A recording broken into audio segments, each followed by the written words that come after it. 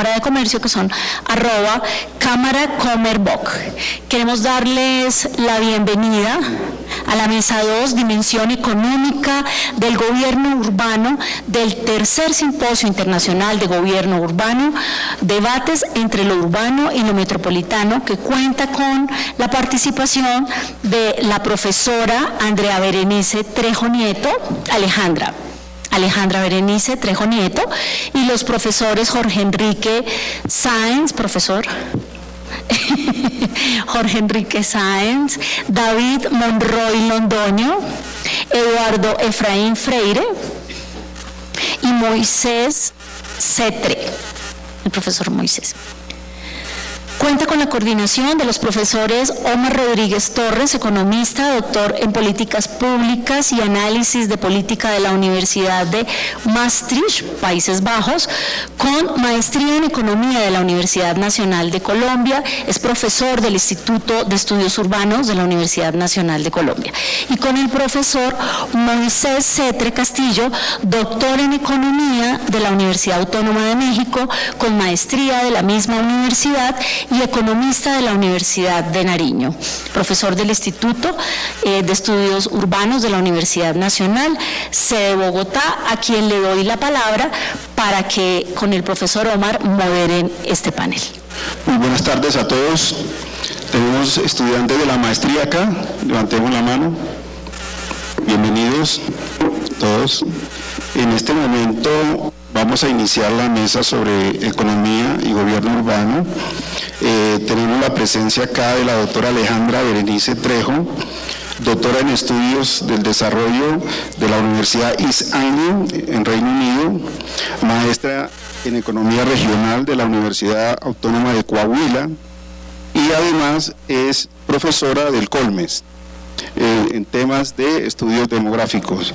La doctora nos va a hablar sobre experiencias de gobernanza metropolitana en América Latina, avances, desafíos y lecciones aprendidas. Tenemos 15 minutos, profesora. Luego, por favor, van a circular unos papeles en blancos para las preguntas. Tratemos de que sean lo más breve en términos de pregunta o como quiera. Va a haber una persona que va a entregar los papeles. Bienvenida, profesora, la escuchamos.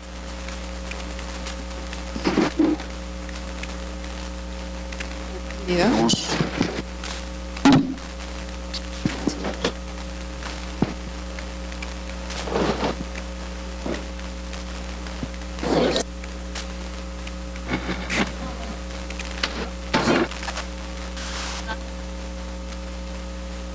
Vaya a caer.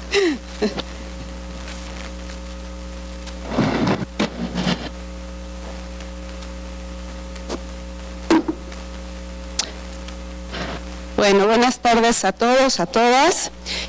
Agradezco a los organizadores de esta mesa por la invitación y por darle este enfoque de dimensión económica del gobierno urbano, por supuesto también al instituto por la invitación, a su directora y a todos ustedes por atender esta sesión.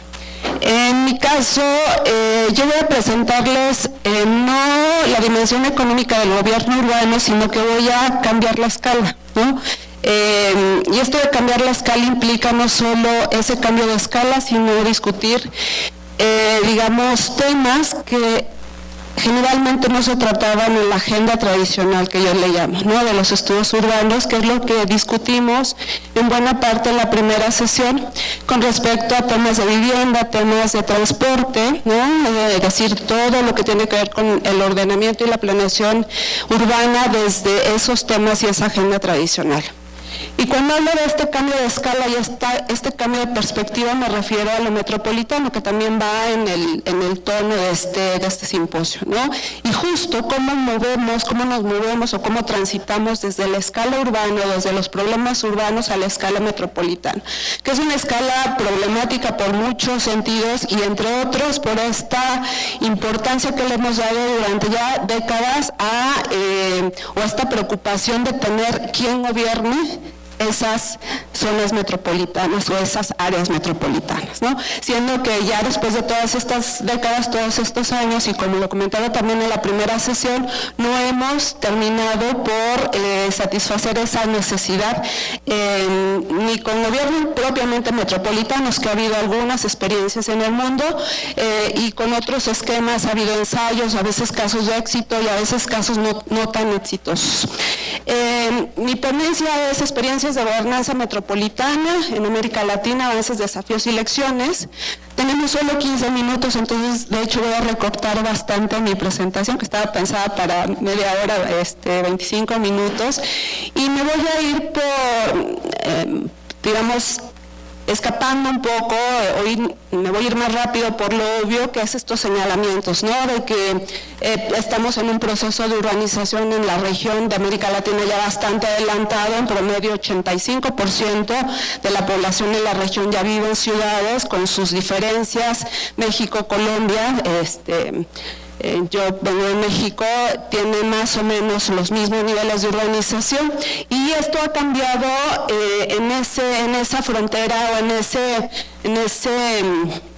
digamos, en ese espacio entre lo urbano y lo metropolitano, porque justo lo que hemos experimentado en los últimos años en América Latina es un tipo de urbanización que ya no es de esa intensidad que se presentaba en los 40, 50, 60 de altas tasas de crecimiento urbano. Ya nos hemos estabilizado, muchos de los países en la región ya hemos casi que concluido la transición urbana, no hablemos de países como Chile y Uruguay, que tienen más del 90% de la población viviendo en ciudades, sino que estamos experimentando esta expansión de las ciudades más allá de los límites político-administrativos, y todo lo que nos plantea en términos de los retos, los nuevos problemas y la necesidad de discutir soluciones con respecto a estos nuevos retos y estos nuevos desafíos que nos impone algo que, por ejemplo, la OCDE ya bautizó como el siglo metropolitano, ¿no? Es decir, vivimos en un siglo en donde la ciudad es una metrópolis, es este espacio urbano que trasciende las fronteras político-administrativas y que va conectando distintos ecosistemas circundantes, ¿no?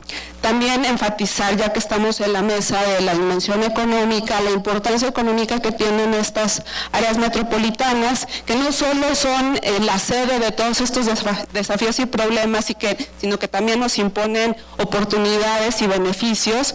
Basta decir que las 300 áreas metropolitanas más grandes en el mundo producen la mitad de la riqueza y del ingreso en el mundial, ¿no? Esa es una cifra del 14 y 16. Cifras más actuales incluso podrían indicarnos que esto ha crecido. Entonces, ¿cómo se presentan también estas áreas metropolitanas como motores de crecimiento y desarrollo económico, oportunidades, además de esos problemas y desafíos? Esto, como digo, me lo voy a saltar un poco. Quizá esto no tanto. Esto que les voy a presentar más adelante con respecto a un estudio comparativo con relación al tema de la gobernanza metropolitana para la provisión de servicios públicos, derivó en un libro justo con ese título, Gobernanza Metropolitana en América Latina, y un profesor de la Universidad de Brown nos hizo el favor de escribir un prefacio para ese libro, y ahí él señala que el desafío central casi que de la humanidad en este siglo metropolitano está precisamente en crear marcos de gobernanza eficaces e incluyentes para enfrentar ese desafío tanto político como institucional, además de funcional, de las áreas metropolitanas, ¿no?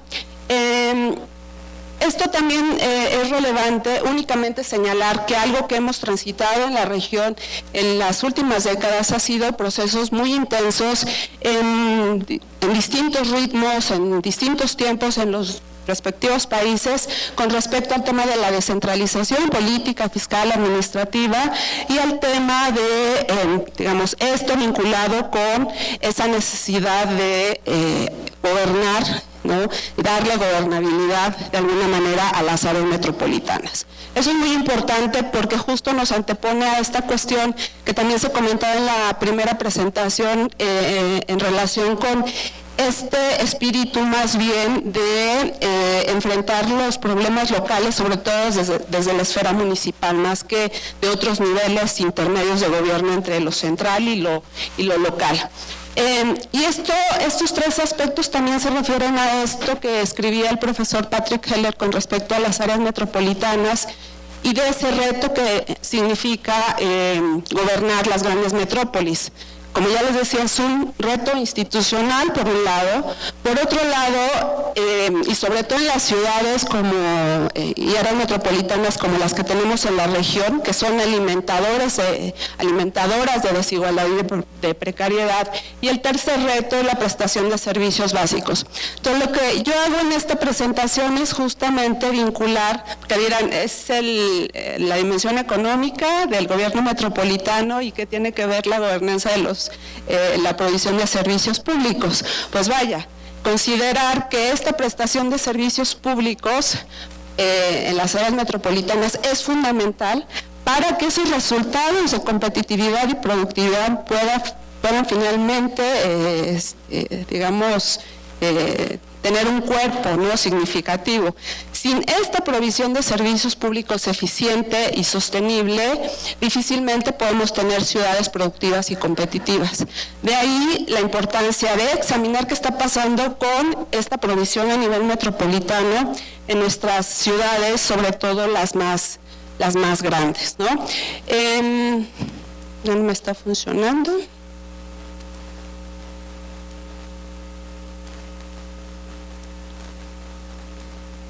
Ahí está.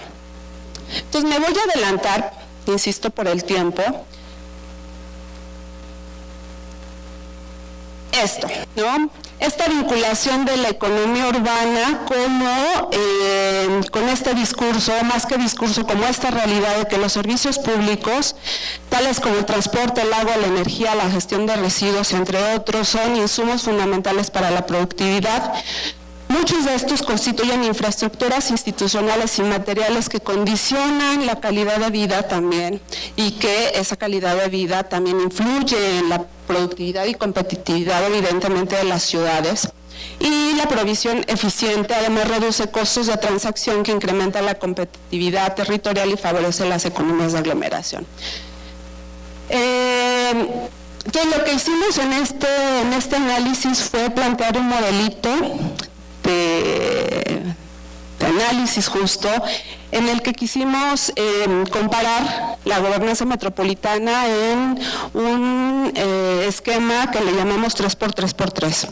Elegimos 3 áreas metropolitanas en América Latina, en 3 servicios que nos parecían fundamentales en esa escala metropolitana. En la presentación también de la mañana se hablaba de las escalas, y aquí lo que se enfatiza es que evidentemente hay ciertos servicios, como los servicios de cuidado, que sí tienen gran posibilidad de proveerse de manera eficiente a nivel local, eso que le llaman la ciudad de los 15 minutos, pero hay otros que no tanto, porque se pierden las oportunidades de generar economías a escala.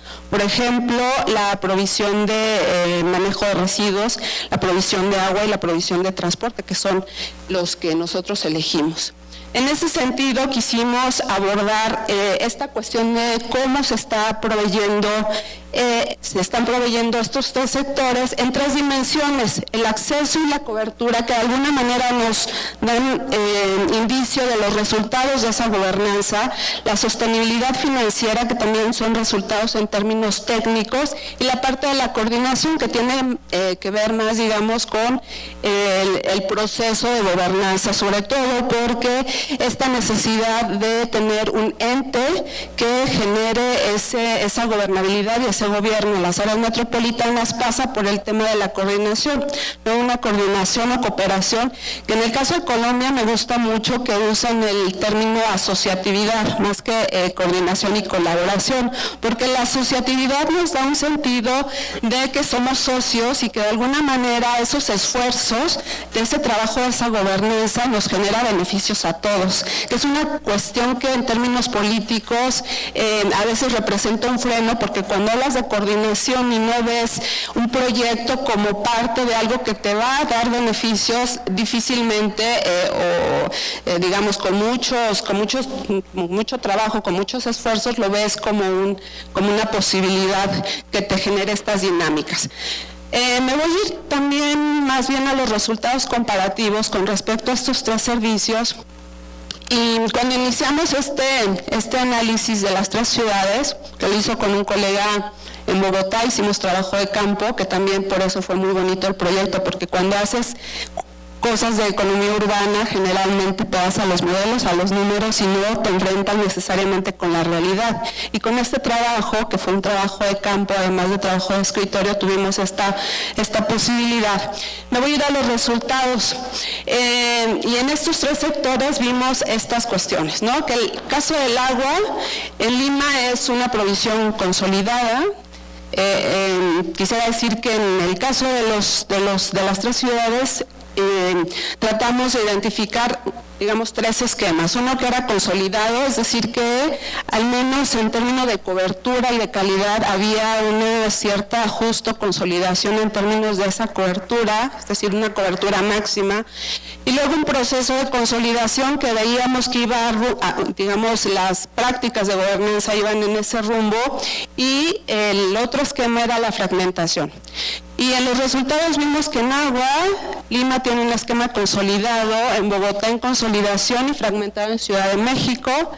Residuos, consolidación en Lima, Bogotá fragmentados, en consolidación Lima y Bogotá, fragmentado en Ciudad de México, y en transporte, que fue el área más débil de los tres casos, fragmentado en Ciudad de México y Lima, y en consolidación en Bogotá con Transmilenio. Lo que les iba a decir hace un rato es que cuando iniciamos el estudio, los tres pensábamos que nuestra ciudad estudió, el colega de Lima, el colega de Bogotá y yo pensábamos que la Ciudad de México era la peor, y así. Y resultó que lo peor efectivamente era la Ciudad de México, por muchas cuestiones que no puedo andar por cuestiones de tiempo, y el mejor caso era justo Bogotá. Es decir, comparativamente lo que encontramos es que en esos tres sectores al menos, y en comparación con estas otras ciudades, se tenía un mejor resultado en el caso de Bogotá. Entonces, finalmente lo que podemos ver, ya como último comentario, es que hay en estos hallazgos cierta dirección en cuanto a esa mayor consolidación que se encuentra, por ejemplo, en el agua en Lima. Hay una mejor coordinación, es más sostenible financieramente y la cobertura es mayor, es decir, los resultados son mayores, obviamente, y la fragmentación, vemos cuestiones de inequidad, no solo en términos de infraestructuras y de cobertura, sino también de calidad. Hay ineficiencia, hay una menor competitividad y generalmente son sistemas poco sostenibles en términos financieros. Y algo que finalmente sella mucho ese proceso de gobernanza y la competitividad y la productividad de las ciudades pasa por cuestiones políticas mucho. Factores partidistas, institucionales, culturales, pero mucho de cultura política influyen en el desempeño de las áreas metropolitanas. Gracias.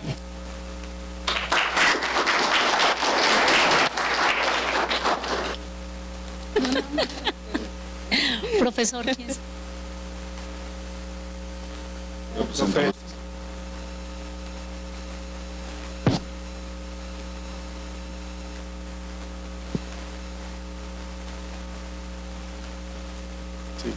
No, presentar. Nuestro siguiente ponente, el profesor Jorge Sáenz, economista de la Universidad de La Salle, magíster en Economía de la Universidad Javeriana y candidato doctor de la Krakow University of Economics. Es profesor investigador en temas cuantitativos, con un enfoque especializado en investigación económica, investigador de la Escuela Superior de Administración Pública de la SAP. Él va a presentarnos el tema riesgo fiscal subnacional y gobierno urbano en tiempos de excepcionalidad. La IFA como herramienta para evaluar la sostenibilidad de las finanzas territoriales, muy a propósito de lo que nos acaba de presentar la profesora Alejandra. cómo se financian todas esas necesidades y todos esos servicios públicos a nivel municipal y a nivel subregional y a nivel nacional.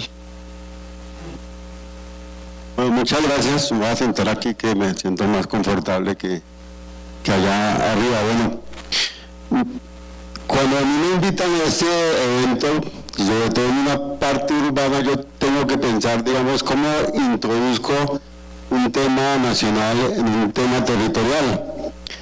Y pues y como usted bien lo señaló, tenemos que mirar lo que son las finanzas públicas, que es de donde saca el dinero, cómo se administra el dinero, para poder responder a unas necesidades urbanas de construcción, de disminuir la desigualdad, de mitigar la pobreza y todo lo demás. Entonces, por eso nos metemos aquí en algo que el gobierno actual hizo tiene que ver con la regla fiscal. Para llegar al tema que nosotros queremos mostrar aquí, y por limitaciones de tiempo lo vamos a dejar vamos a andar rápido. Entonces, tratamos desde la Escuela de Alto Gobierno, a través de la Escuela Superior de Administración Pública, construir un indicador que nos permita dilucidar cómo le va a ir a los municipios y a los 1.103 municipios y a los 32 departamentos el tema de cómo un instrumento como la regla fiscal el gobierno nacional congeló.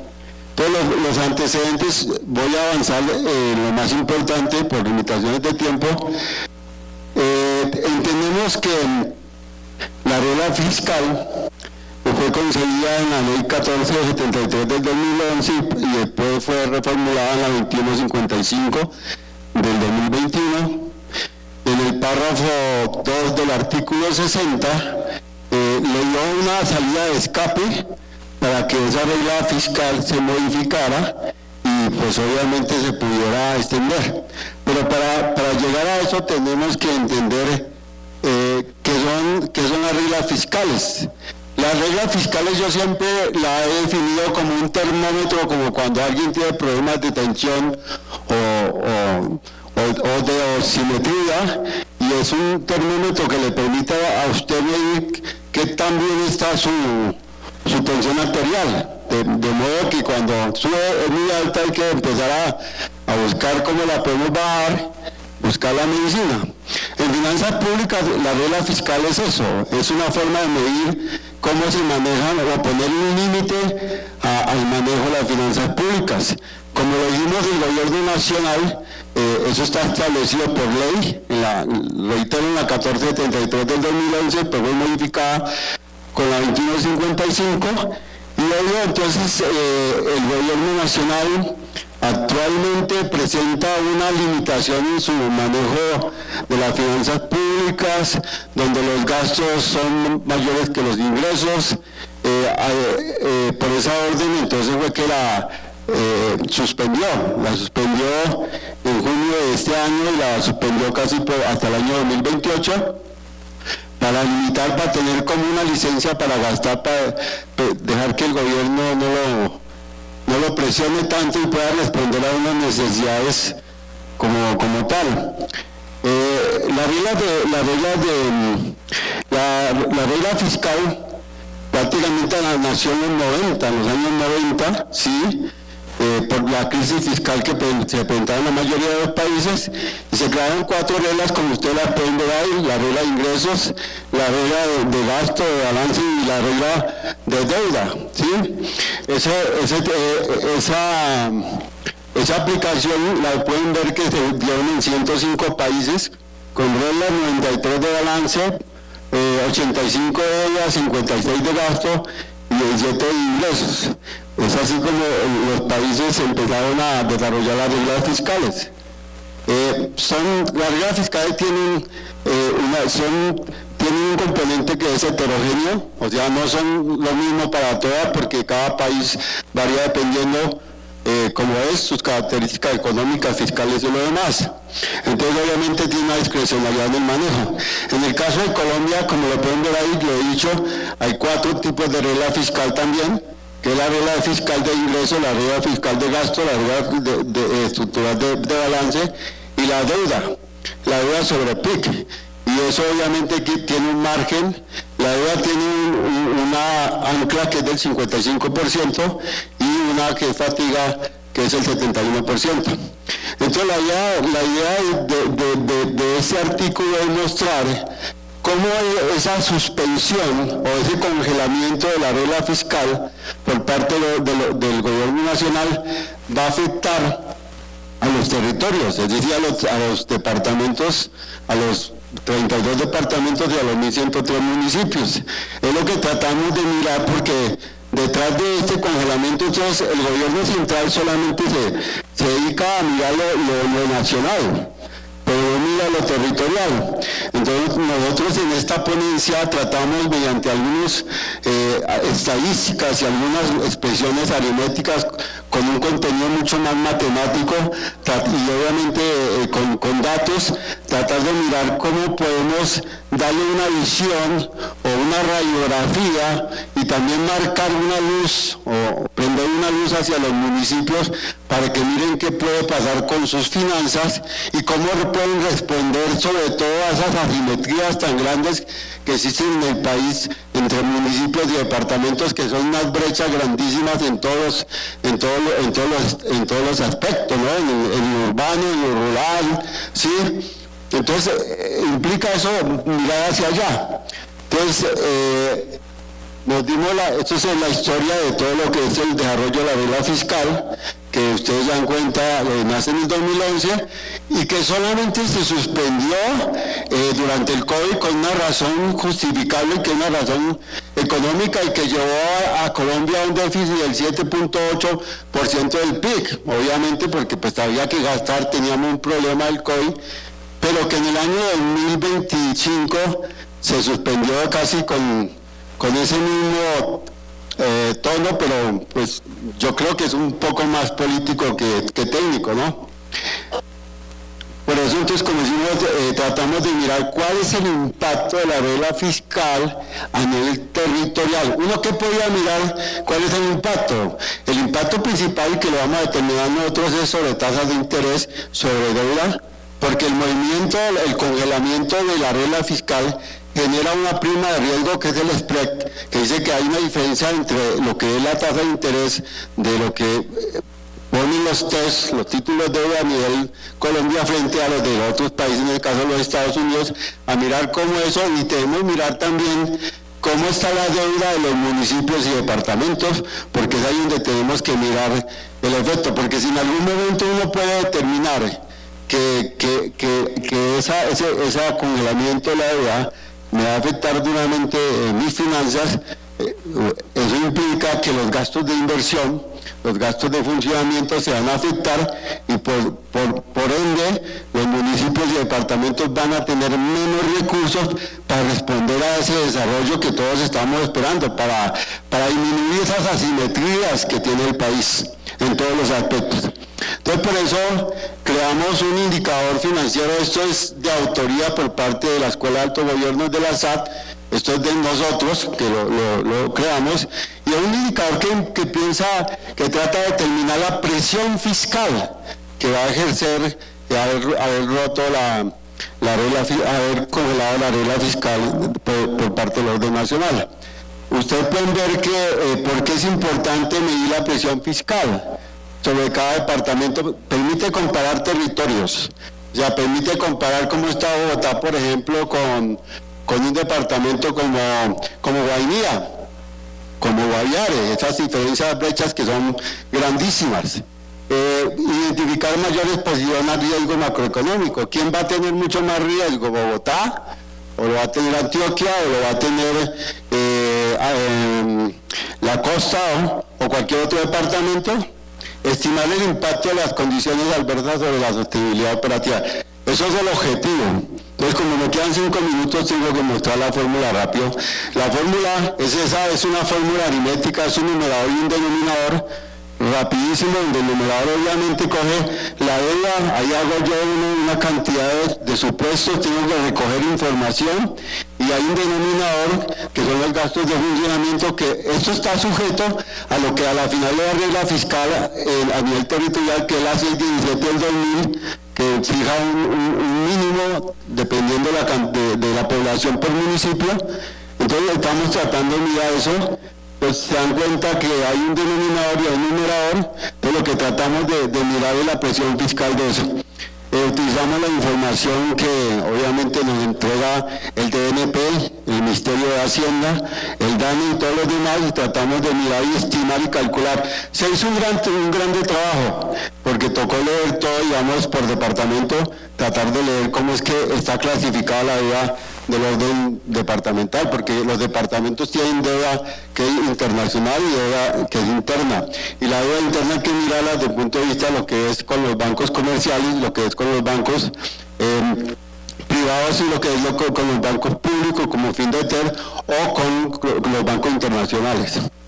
Entonces ustedes miren el cuadro, esos son los resultados. En la ponencia está ahí, está todo desarrollado, está justificado. Ven 1, 2, 3, 4, 5, 6, 7, 8, 9 columnas. Nos interesa la última. Buscamos tener un indicador que nos permita ver qué tan frágil, ¿sí?, o tan frágil o vulnerable puede ser un departamento frente a lo que hace el gobierno nacional. Recuerden que con plata es que se hace desarrollo urbano y demás, aparte de las políticas. Entonces, que yo puedo decir del orden general que la mayoría de los departamentos presentan una fragilidad baja, pero porque yo soy muy conservador, porque yo creo que el mercado no reacciona tan fuerte, y porque hay algo importante, y es que la mayoría de los departamentos tienen su deuda principalmente con banca comercial interna, ¿sí? Entonces no les coge tanto el spread de lo que puede pasar un bono de los Estados Unidos, ¿sí?, o el euro, ¿sí?, o el franco suizo. Entonces no los coge tanto. Sin embargo, esto va a depender también del manejo de la política monetaria por parte del Banco de la República. Recuerden que hoy la tasa de interés del Banco de la República está en 9.25, que sigue siendo restrictiva. El gobierno en este momento está jugando con TES, está elevando en algún momento la sube y la baja, y esto obviamente va a afectar el comportamiento de las tasas de interés y va a afectar esa deuda, y en algún momento se puede explotar el sistema y puede afectar mucho más de lo que podemos determinar en el cuadro, que tanto le pega el haber congelado la regla fiscal por parte del gobierno nacional. Hay algunos departamentos que tienen un IFA igual a 0 y parece que fuera perfecto. Sin embargo, lo que podemos encontrar es que estos departamentos no es que estén manejando bien las finanzas, el problema es que no tienen acceso al endeudamiento, están limitados. Entonces eso es importantísimo. Las conclusiones pues son casi las mismas que ya dijimos. El impacto de la regla fiscal del orden territorial por ahora es muy prudente. Digamos que no es tan el impacto que uno esperaba. Sin embargo, va a depender de cómo se mueva el mercado, ¿sí?, y sobre todo los mensajes que manda el gobierno nacional. El hecho que ayer nos hayan dado la desertificación, a pesar de que nos dé dinero, sin embargo eso juega con el mercado y eso va a jugar con las tasas de interés, y eso obviamente va a afectar a los departamentos y municipios. Y cualquier cosa que pase, recuerden que limita a los departamentos para lograr ese desarrollo urbano, para combatir la desigualdad, para la pobreza, y para poder responder a algo también que hoy está jugando en el tono nacional en Colombia, que es la ley de competencias, que va a modificar muchas cosas frente al manejo del sistema general de participación. Entonces, detrás de todo esto queda algo que es para todo acá. Hicimos un esfuerzo por dejar un indicador que le permita a los territorios tener como una medida de prevención, de orientación hacia dónde debo yo manejar mis finanzas públicas. Recuerde que cuando uno maneja finanzas no solamente habla de los gastos de funcionamiento, también habla de inversión, pero también habla del servicio de deuda. Y es la forma de tener, digamos, orientar Y como reitero, el sentido de este desarrollo urbano obviamente está enfocado también con recursos, porque uno puede tener las buenas intenciones, puede tener todo el diagnóstico, pero si no tiene los recursos, todo queda en palabras. Y en ese momento el país necesita construir país desde los territorios, porque la lógica mía, el pensamiento mío es que el gobierno central o el mismo país se ha equivocado en pensar que el crecimiento y el desarrollo económico se logra desde el central al territorio, no, es desde el territorio a lo central. Gracias.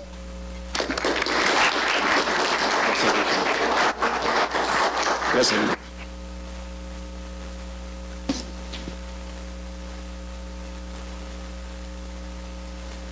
Bueno, continuamos con la ponencia La estructura empresarial y economía popular como pilares complementarios. La presenta el profesor David Monroy, doctor en economía, director de gestión de conocimiento de la Cámara de Comercio. Bienvenido, profesor David. Acá está el... Bueno, buenas tardes a todos. En primer lugar quiero agradecer a la universidad, a las dos universidades por este espacio, por darnos la oportunidad de mostrar pues un poco de cómo es la estructura del sector empresarial y cómo afecta de alguna manera la economía urbana. Soy un poco directa la relación de decir que el sector empresarial afecta a la economía urbana, pero digamos esa relación que les quiero mostrar un poco más en esta presentación es realmente descubrir cuál es el sector empresarial que configura el territorio urbano. Cuando uno se imagina y escucha la palabra empresas y empresarios, digamos como el ideal que se imagina la gente son esas grandes empresas, estructuras empresariales conglomeradas y demás, pero la realidad es bastante diferente.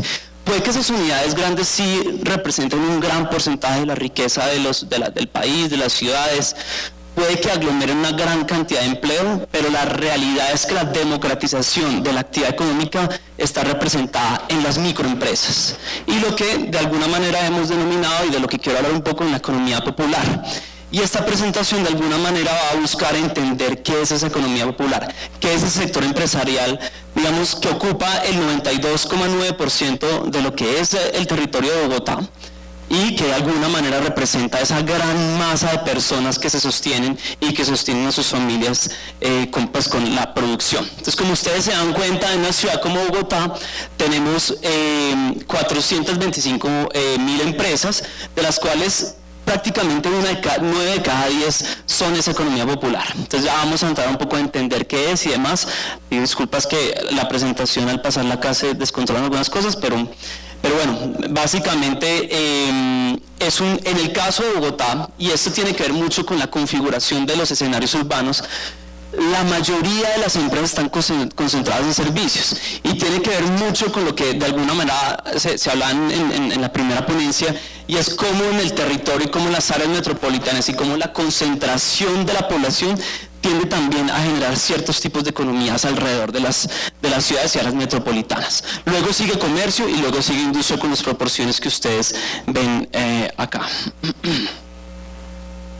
Cuando nosotros hablamos de economía popular, a lo que nos referimos es a ese mercado de actividades y oficios que están basados en conocimientos y saberes tradicionales, porque cuando uno revisa a los propietarios de esos negocios, se da cuenta que una proporción no muy grande tiene educación superior. La gran mayoría son personas que aplican saberes, muchos de los cuales vienen de tradiciones familiares, ¿sí?, para generar riqueza. Entonces producen o venden servicios, bienes y servicios para generar dinero, para superar la subsistencia en muchos casos, la supervivencia, ¿sí?, y para lograr una mejor calidad de vida.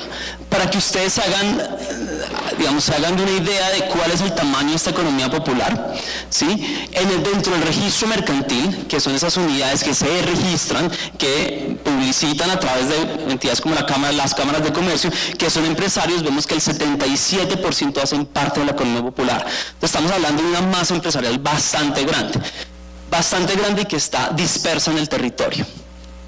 Si quieres, si vas a tomar la foto adelante, igual yo les puedo pasar la presentación. Y pues también hay negocios que no tienen registro mercantil, donde la economía popular puede comprender prácticamente la totalidad de las unidades económicas.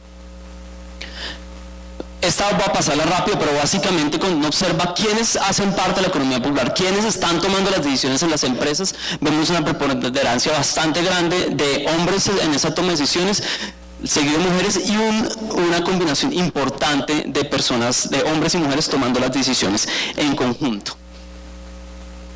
Una de las premisas básicas que ha surgido del estudio de estas poblaciones y de los casos, hace poco publicamos un libro con las historias de la economía popular, y cuando se le preguntaba a estas personas de alguna manera si se consideran empresarios o empresarias antes de las intervenciones, por ejemplo, que hacen con la Cámara de Comercio, y después uno observaba un cambio importantísimo de mentalidad, y ahora les voy a hablar un poco de qué implica ese cambio de mentalidad.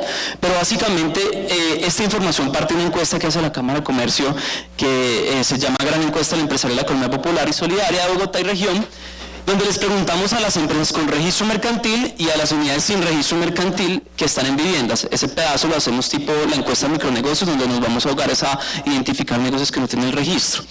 Y ustedes se dan cuenta de algunos elementos que hacen parte de la mentalidad de quienes tienen estos negocios. Entonces ustedes les preguntamos si se consideran formales. Quienes tienen registro, prácticamente la mayoría se consideran formales, ¿sí? Quienes no tienen registro, hay un 64% quienes funcionan en locales y vivienda que consideran que son formales, y los que están en espacio público hay un 40,5%. O sea, hay seguramente una mezcla de conceptos frente a la formalidad con la legalidad. ¿Sí? Ese es un elemento que es bastante claro de esto, porque por principio una unidad económica que no tiene registro mercantil y que ejerce una actividad mercantil incumple uno de los muchos elementos que tiene la formalidad. ¿Sí? Cuando les preguntamos si hacen parte de la economía popular, por supuesto que la mayoría de los negocios que no tienen registro lo consideran, y un 77% de las empresas consideran que son economía popular. Y esta es la parte más interesante.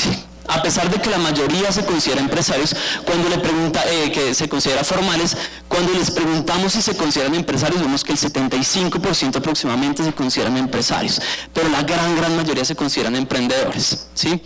Y cuando estas empresas pasan por procesos de fortalecimiento en la Cámara de Comercio, uno nota inmediatamente un cambio en esa mentalidad.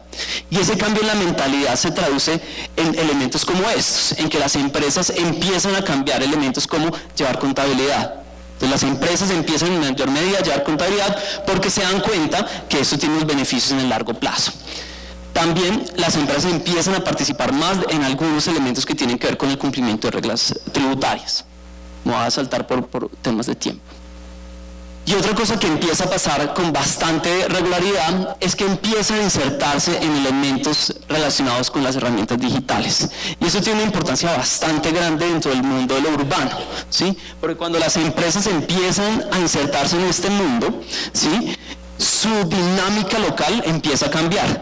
Ya no dependen tanto de una relación espacial como dependerían si no cuentan con las herramientas digitales. Entonces tenemos empresas que pueden vender su producto ya no en una zona, en un barrio, sino ya pueden expandirse a entregar pedidos, por ejemplo, a zonas más lejanas a través de WhatsApp, o algún tipo de empresas a través de Instagram, o algunas que tienen que ver más con servicios. Ni siquiera, digamos, cambia la dinámica en el sentido de que ya ni siquiera es un tema local, sino pueden ofrecer sus servicios a niveles nacionales e incluso internacionales. Entonces el acceso de estas empresas a este tipo de herramienta cambia un montón la manera en la que conciben la espacialidad dentro de los centros urbanos, ¿sí?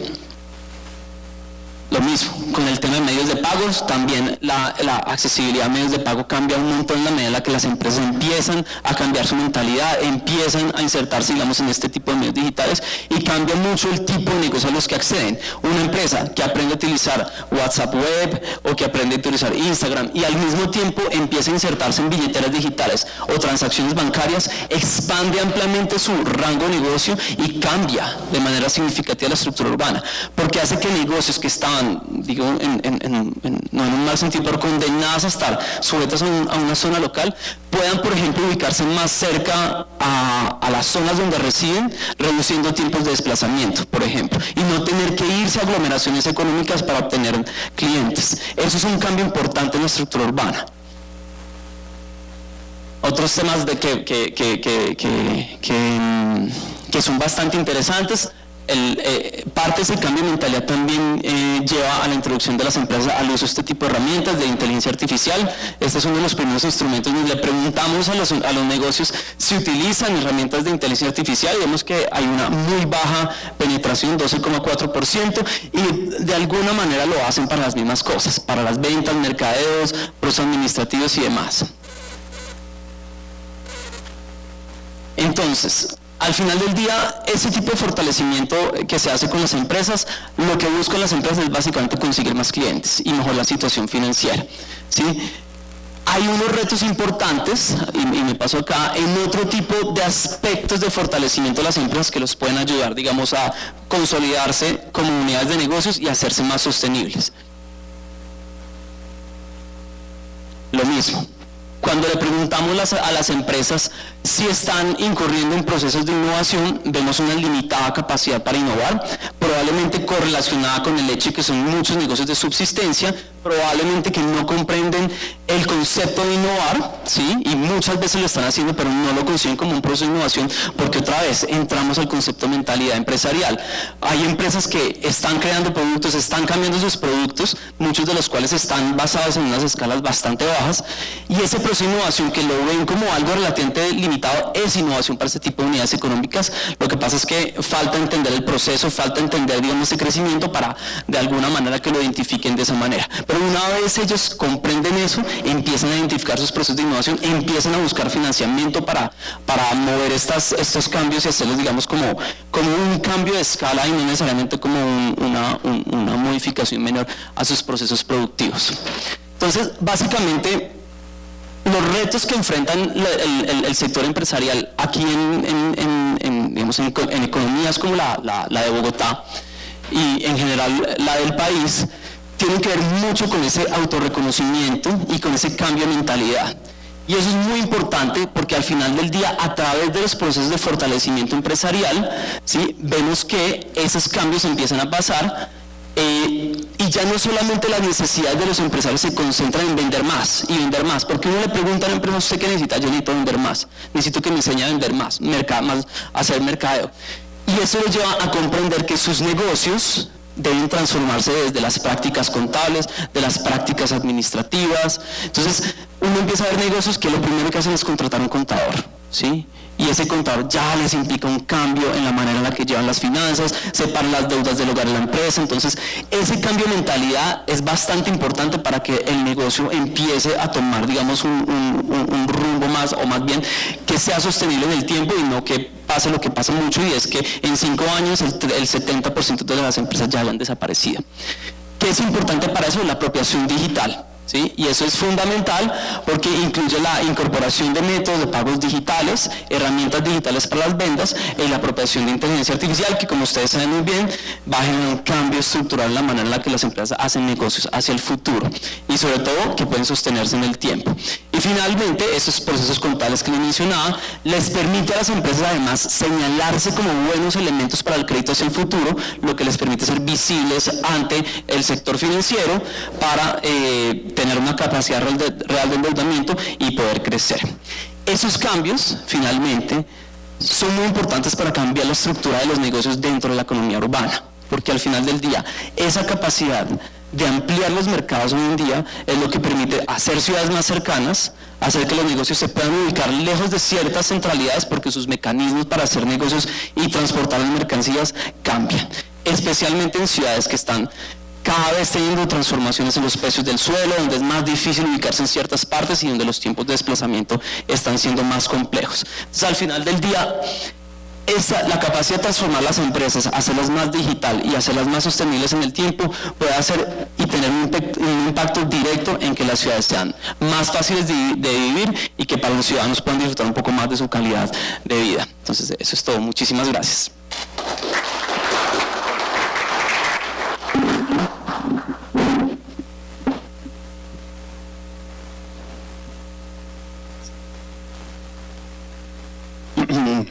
Bueno, continuamos con la presentación de Eduardo Freire. Él es economista de la Universidad del Valle y magistrante de nuestra maestría en gobierno urbano. Él es experto en diseño de metodologías para producción y análisis de información estadística, tiene amplia experiencia y capacidad de manejo de grupos interdisciplinarios para el diseño y desarrollo de operaciones estadísticas de grandísima escala, diría yo. Experiencia de supervisión técnica de estos procesos estadísticos, investigador económico y docente universitario. Eduardo nos va a presentar los resultados de su trabajo final de maestría de investigación en la que hemos venido trabajando en el último año y medio, que se llama, o pues que tiene el título más bien, ¿dónde se resuelve la inequidad en la distribución del ingreso local? Muy a propósito de los temas de competencias, por ejemplo, que estamos discutiendo en Colombia, muy a propósito de la provisión de bienes públicos locales a cargo de los municipios o de las áreas metropolitanas.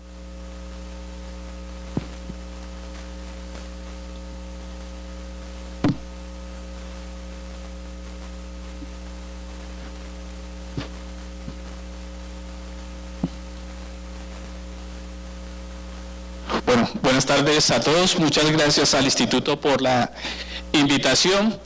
Digamos que si ustedes escuchan las ponencias de la mañana y lo que antecedió antes de lo que les dijo David, siempre está de presente el tema de la inequidad, las desigualdades, ¿no?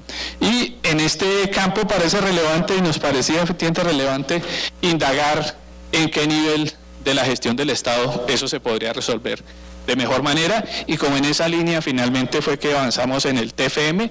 El título es más sugestivo para la ponencia. El título del trabajo final de maestría es un poco más complejo, y la idea es compartir un poco con ustedes los supuestos teóricos de este ejercicio, los supuestos de gestión pública que tiene el tema y los resultados del ejercicio. Lo primero, pues hay unos hechos estilizados, ¿no? Hay unos hechos estilizados. Y es que cuando uno mira el indicador clásico de concentración del ingreso del Gini para nuestro país y para la ciudad de Bogotá, digamos que lo primero que uno nota es, primero, que es un nivel alto, ¿no? Y que ese nivel alto es persistente, es decir, se mantiene. Ahí están viendo una ventana de tiempo del 38 al 22, digamos que si uno pusiera líneas continuas, realmente las tendencias no están definidas. Hay unos periodos en los cuales ha intentado mejorarse, pero son mejoras en las décimas, en algunos casos en las centésimas, ¿no? Incluso antes de la pandemia hubo un periodo en el cual nos ilusionamos porque el Gini venía bajando de manera importante, pero llegó la pandemia y quebró el tema. Entonces, finalmente, hay una persistencia, hay un nivel alto en la concentración del ingreso, pero uno que mira por el lado de los gobiernos locales, en el caso del distrito particularmente, que hay un esfuerzo fiscal importante. El gasto público como inversión que hace Bogotá, digamos que es bien importante. Estamos hablando de billones, ¿no? 10 billones en el año 21 es un poco más del 10% del PIB de este país, ¿no? Incluso el esfuerzo es más allá de lo que exige el Sistema General de Participaciones. ¿Y en qué en principio se refleja todo ese esfuerzo?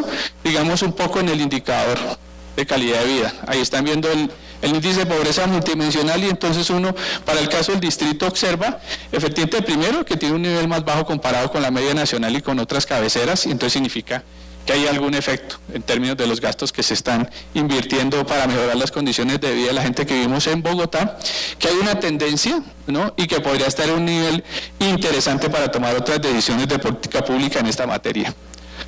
Teóricamente, digamos que estos temas, como la inequidad en la distribución del ingreso, teóricamente hay dos bloques, básicamente.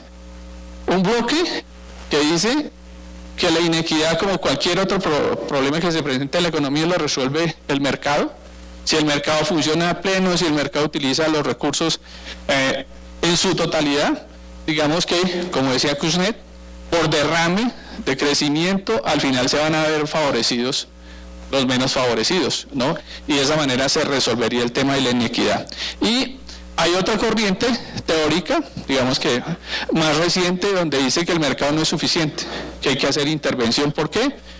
Porque hay externalidades, ¿no? Y hay mal funcionamiento en el mercado, y eso obviamente solo lo resuelve la intervención del Estado. Desde esa perspectiva, entonces, hablando de competencias, el Estado, digamos que de manera general uno puede resumirla en tres funciones, y ahí miran como dos escenarios de las mismas. El Estado genera eficiencia, estabilidad macroeconómica y redistribución. Y otra visión muy parecida es que el Estado genera eficiencia, equidad y estabilización. De esas funciones, ¿no?, la eficiencia y la equidad se resuelven mejor en el orden local y la estabilización funciona mejor en el orden central. Entonces eso significa ya que por competencias uno empieza a ver, no sé, alguna distorsión que al final vamos a ver como conclusión, ¿no? Para eso, en principio, los gobiernos locales, en el marco de un proceso de centralización, recibieron competencias. Y en principio, la descentralización en nuestro país y en general en América Latina buscaba mejorar la provisión de los bienes y servicios públicos, porque al final usted tiene al demandante y al oferente más cerca y las necesidades se concatenan mucho mejor. Usted generaba mayor protagonismo y autonomía en los municipios. Eso siempre ha sido una discusión, si hemos avanzado en esa línea o no hemos avanzado. Y finalmente, tener una estructura óptima de gasto público que le permitiera administrar mejor las finanzas en ese nivel. Ahora bien, el gasto público,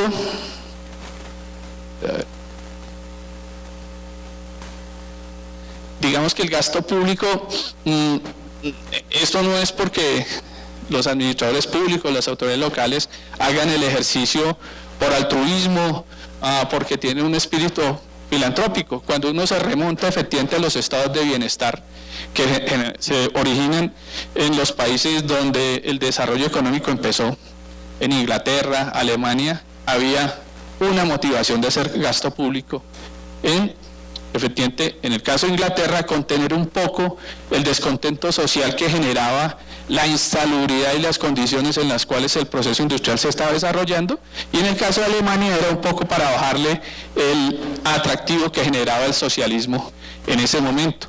Esa es como la génesis del estado de bienestar del gasto público, y el gasto público, digamos que en principio es lo que hemos recibido nosotros, y ahora son los sistemas integrados de seguridad social, que esencialmente buscan tres temas. Primero, nivelar el ingreso de las personas a lo largo de toda su vida, y eso es un sistema de pensiones, y hoy estamos en discusión de pilares, que es un buen sistema. Un sistema para que las personas afronten crisis cuando pierden el empleo, cuando se enferman, y efectivamente son seguros de asistencia. Y finalmente, limitar el impacto de la pobreza o reducir las desigualdades, ¿no? Eso es en principio lo que busca el estado de bienestar. ¿Cómo es efectivamente la solución? Pues la solución es básicamente en función de tres parámetros: cantidad o tamaño. Eso es presupuesto, cuánta plata le metemos a resolver esos problemas. El segundo tema es cuál es la combinación más óptima entre impuestos, transferencias y demás instrumentos que se pueden tener a nivel de los gobiernos nacionales y locales, y finalmente cuál es el carácter de progresividad que tienen los sistemas de impuestos y transferencias, siempre en la idea que los más favorecidos ayuden a los menos favorecidos. Para resolver este tema de las inequidades, nosotros le dimos un enfoque desde el punto de vista de la justicia. Hay un tema de carácter rawlsiano, ¿no? En términos de Rawls, digamos que estamos buscando un esquema donde los más favorecidos ayuden a los menos favorecidos, pero sin afectar efectivamente su posición, y eso es básicamente lo que uno pretende en la TFM, si eso es posible. Un segundo enfoque es de tipo Zen. Es en general lo que hacen las administraciones públicas. Si ustedes miran, el gasto como inversión pública se concentra en mejorar el acceso a las oportunidades de los menos favorecidos, salud, educación y demás, ¿cierto? Y digamos que esta gestión de gasto público, pues obviamente más allá de lo moral y lo ético que se pueda interpretar del ejercicio, pues tiene una connotación, y es que al final es efectivamente intentar minimizar el conflicto social, ¿no? Porque el conflicto social te afecta a las sendas de crecimiento y de desarrollo, y nosotros lo vimos muy cercano. El 2021 fue efectivamente un evento de esta naturaleza. Entonces el gasto público intenta minimizar esos temas. Y finalmente, digamos que cuando uno habla de la justicia o la igualdad, los autores coinciden efectivamente que eso es un tema que se resuelve mejor en el orden local. ¿Qué herramientas tienen los gobiernos locales para atacar el ejercicio? Transferencias monetarias, inversión en acceso a servicios públicos, generación de empleo, de más empleo, incentivos fiscales, y todas esas herramientas hacen parte de las competencias de los gobiernos locales. La metodología es muy simple. Digamos que aquí trabajamos con el indicador clásico de concentración del ingreso y trabajamos un supuesto bien grande, y es todo el gasto público, toda la inversión pública que se utiliza en este caso en el distrito para mejorar las condiciones de vida de los que residimos en Bogotá, se vuelve transferencia monetaria directa y lo asignamos a los menos favorecidos en esta ciudad. El decil 1, el decil 2 y el decil 3, que efectivamente corresponde al porcentaje de pobres que hay en el distrito, y la pobreza y la concentración del ingreso pues son caras de la misma moneda, una en absolutos y otra relativos. Las condiciones efectivamente en el distrito, en primer lugar, cuando uno mira los ingresos medios por localidades en el distrito, dice que hay suficiencia, ¿no? En general, contra cualquier parámetro de satisfacción de necesidades, la línea de pobreza, la pobreza extrema del salario mínimo, cualquiera está por encima de eso, entonces hay suficiencia. Pero efectivamente uno sí encuentra un tema de que en el decil 10 de la población el ingreso se concentra, y eso al final, ¿qué te dice? Una evidencia de concentración del ingreso en nuestra ciudad. ¿Qué han hecho los gobiernos locales? Mucha inversión, mucho gasto público, ¿no? Si ustedes miran, efectivamente en los sectores de interés que se monitorean con el IPM, ¿no? En esa década del periodo de estudio, digamos que se ha concentrado en educación, salud, ¿no? Fundamentalmente, y que independiente de la administración de la que estemos hablando, siempre ha sido el enfoque. Y eso es bien interesante, es decir, hay una decisión de política pública en avanzar en esa dirección. Pero vienen las situaciones que cuando uno hace la revisión, pues digamos que pueden ser hallazgos.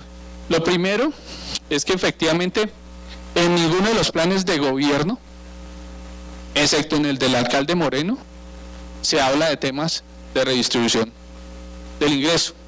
Y en el caso de Moreno no se habla del ingreso, se habla de la riqueza.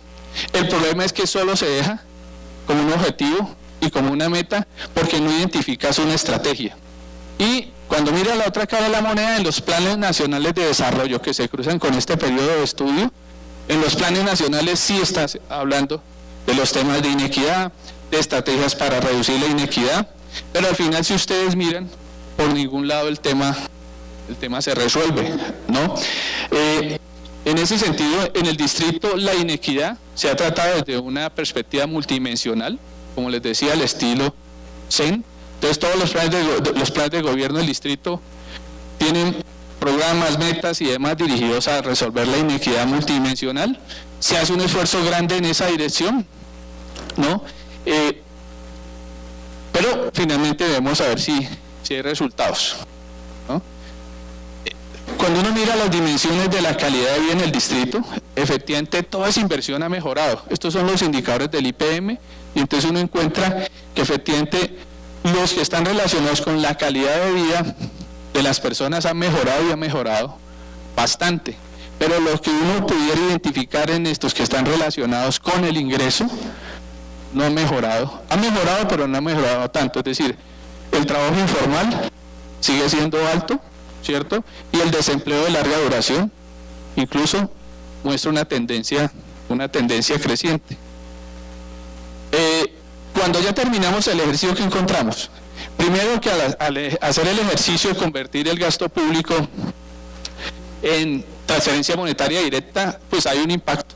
El Gini se mueve, el Gini se mejora, efectivamente se mejora incluso más del doble de los ejercicios tradicionales que se hacen considerando impuestos y transferencias. Entonces eso le indica a uno temas de capacidad. Sí, es un tema de capacidad. El asunto, esto es un contrafactual. Cuando hacemos el ejercicio, digamos que en todo el periodo de estudio se logra, con esa transferencia monetaria directa, se logra efectivamente que un poco más de 3,5 millones de personas mejoren su situación de inequidad en la distribución del ingreso, versus 424.000 que salieron de la pobreza multidimensional. Y eso haría pensar a uno, entonces mandémonos por este lado de transferencias monetarias y no por el otro lado. Eso sería una conclusión muy apresurada, porque al final esa inversión de allá se vuelve catalítica, ¿no? Genera otros eventos, pero es interesante tener esto porque nos indica algo de capacidad y podríamos determinar efectivamente qué podría avanzar en el caso del gobierno en esa materia. Entonces, lo primero, la inequidad en la distribución del ingreso no es una preocupación de los planes del gobierno del distrito, se vuelve más una preocupación de los planes nacionales de desarrollo, eso al final lo reflejamos en las conclusiones. La inequidad en el distrito, como ustedes lo han escuchado, es multidimensional, es sociodemográfica y menos de carácter monetario. La inversión en el distrito ha tenido una política definida en el periodo de estudio, incluso más allá de los enfoques políticos de cada gobierno, y eso es importantísimo.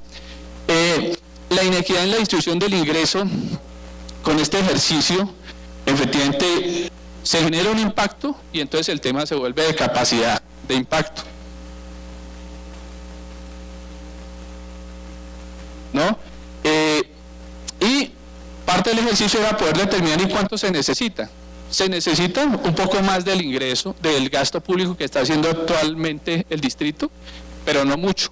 El tema es la decisión si esto es una ruta o es mejor efectivamente la ruta del tema del gasto público. Y finalmente, desde el punto de vista de la teoría y de la gestión del Estado, digamos que pareciera que estamos resolviendo un problema local desde el nivel central y deberíamos intentarlo resolver desde el nivel local, darle más capacidades a los gobiernos locales y empezar efectivamente apenas empecemos a avanzar de umbrales de necesidades o inequidades multidimensionales, empezar a avanzar por otro tipo de programas que los gobiernos locales ya han empezado y el gobierno nacional también ha empezado.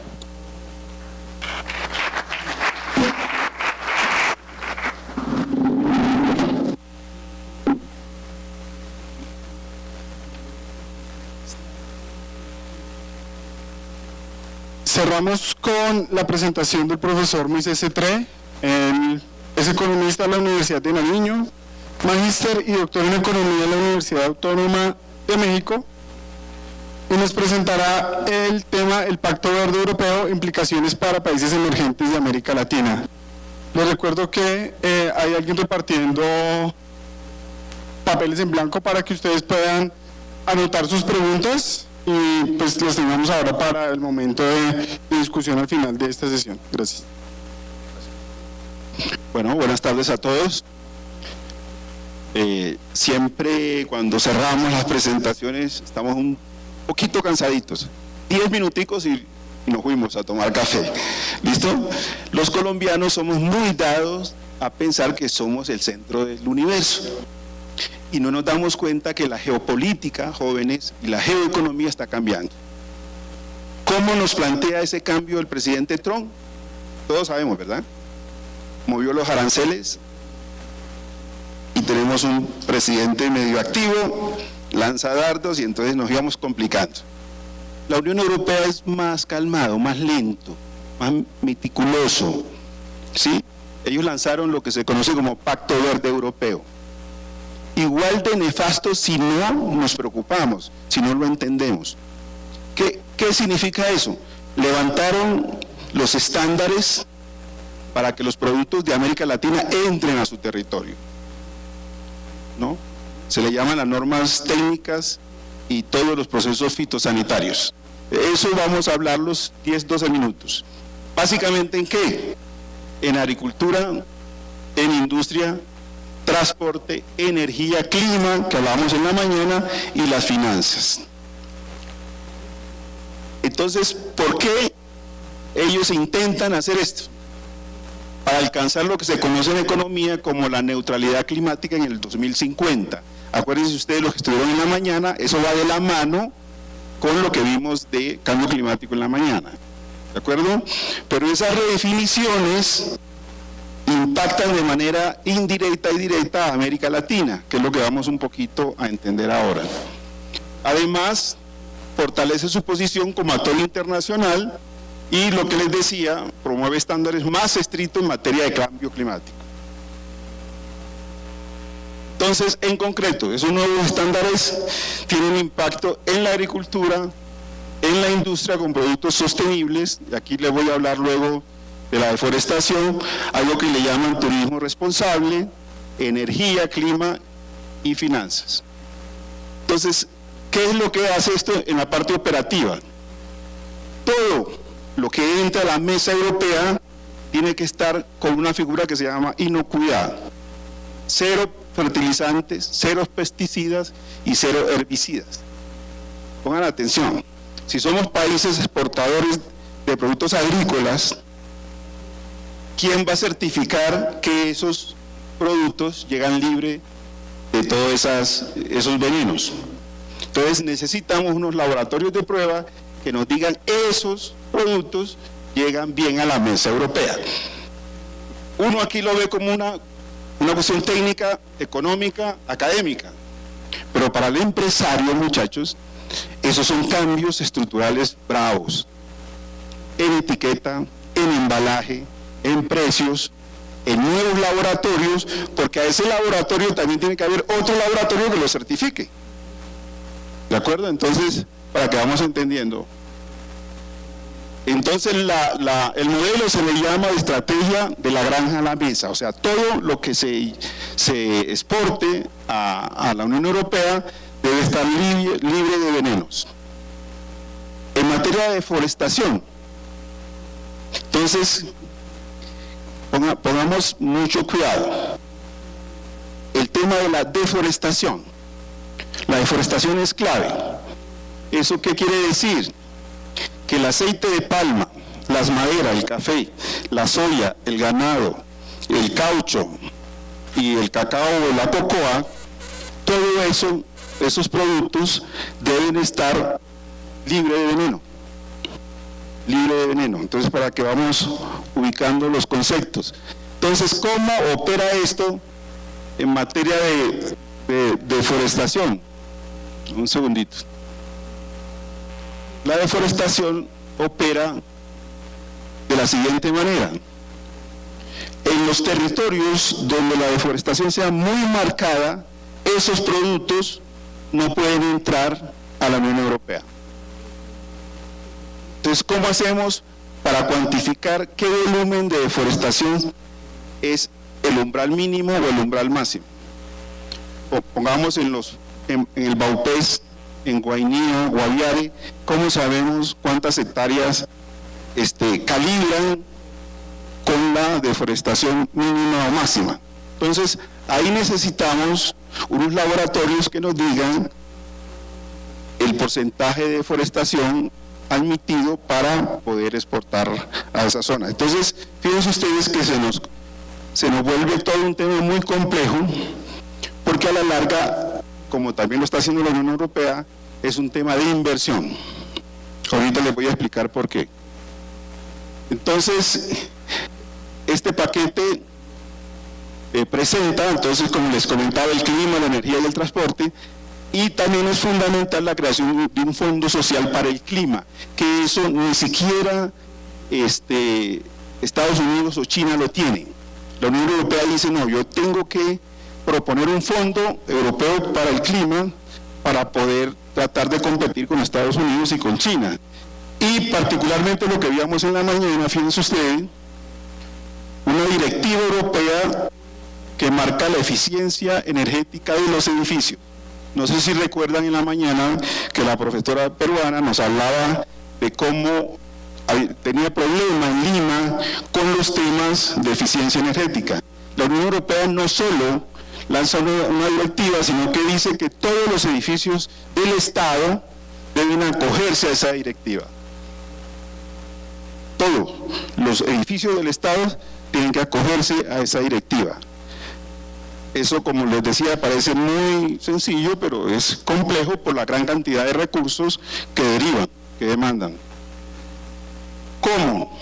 Entonces, propusieron metas claras de reducción del uso de pesticidas que les comentaba, antibióticos, e impulsar la agricultura sostenible. Y también lo que se conoce como proteínas vegetales.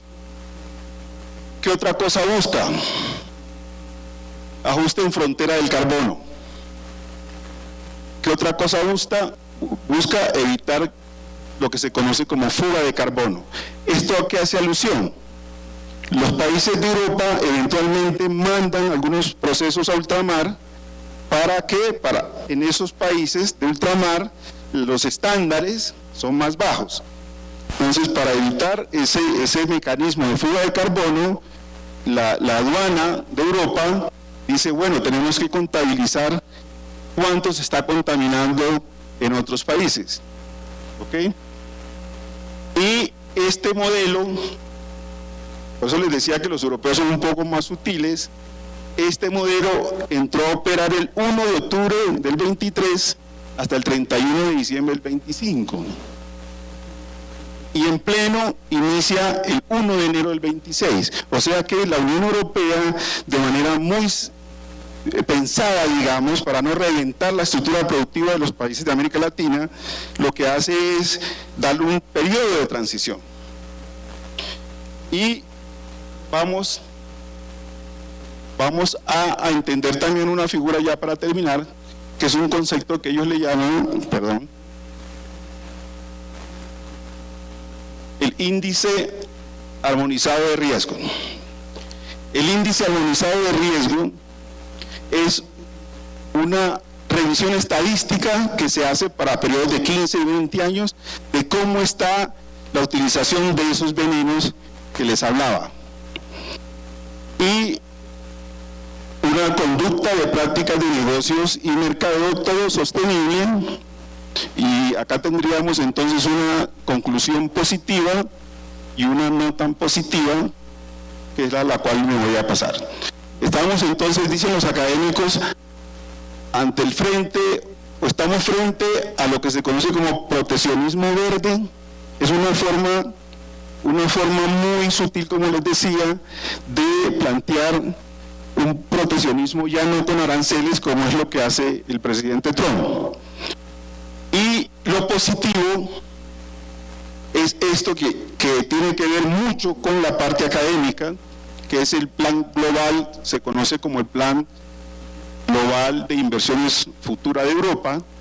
Ese plan nos ayudará a entender que la academia, nosotros como universidad y como Instituto de Estudios Urbanos, tenemos mucho que hacer en el sentido de buscar cómo presentamos proyectos. No sé si se recuerdan, los formatos de la Unión Europea son casi mortales, son 80 páginas, pero eso está recién comenzando. Ahí tenemos un espacio como academia para aportar, para hacer análisis de casos, análisis de exportación concretos, y ya han habido bloques comerciales que están entrándole a todos esos desarrollos.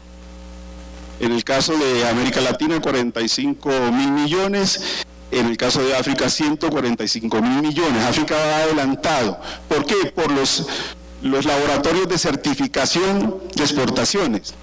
Yo solo les doy un caso. Trabajaba para CEPAL con México y me invitaron a acompañar a unos exportadores de Nicaragua. La miel de abeja en Nicaragua tiene grandes cualidades y podrían llegar con facilidad al mercado de Inglaterra, pero solo comprar el laboratorio que certificara que esa miel de abeja estaba bien, óptima, valía $1 millón. ¿Sí entienden? O sea, para que se den cuenta que como academia hay mucho espacio para uno ir a terreno, conocer, discutir, inclusive con las cámaras, para apoyar exportaciones, digamos, de nueva generación. Nueva generación en el entendido que la Unión Europea es menos violenta, entiendo yo, en comparación con Estados Unidos, en términos de solución de controversia, normas de origen, salvaguardas. Y para finalizar lo que decía un poco Sáenz, los proyectos de gobierno urbano no vienen extraterrestres a hacerlos. Se necesita plata, y eso es presupuesto. No sé si recuerdan, y ya con esto finalizo, de que las remesas, no sé si han escuchado, nos están dando más plata que las exportaciones de petróleo. ¿Sí? Las remesas. Entonces hay que entrarle con todas las exportaciones tradicionales y no tradicionales y ayudar a nuestros empresarios pequeños y medianos a entrar en esta nueva lógica de la geopolítica. De lo contrario nos quedamos atrás, ¿vale? Buenas tardes.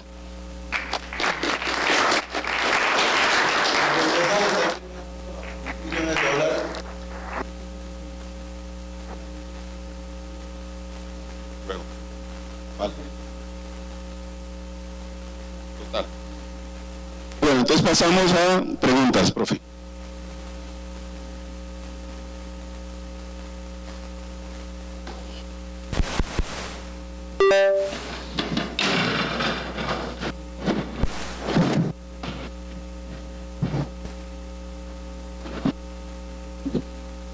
Gracias, profe.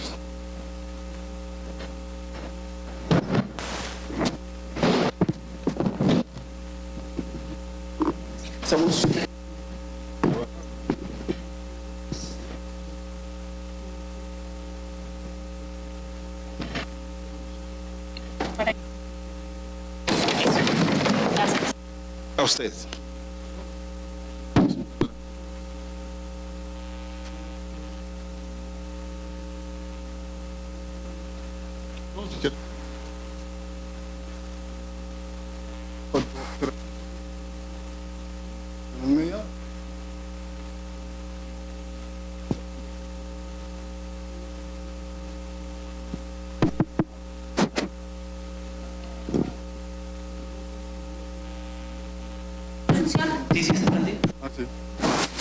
Hola. Hola. Entonces iniciamos con una pregunta para la profesora Alejandra Trejo. ¿Cuáles son las implicaciones en materia de competitividad y productividad de las ciudades categorizadas, fragmentadas, versus a las consolidadas, de cara a planear el crecimiento de las ciudades y la atención de las necesidades de la población? ¿Sí?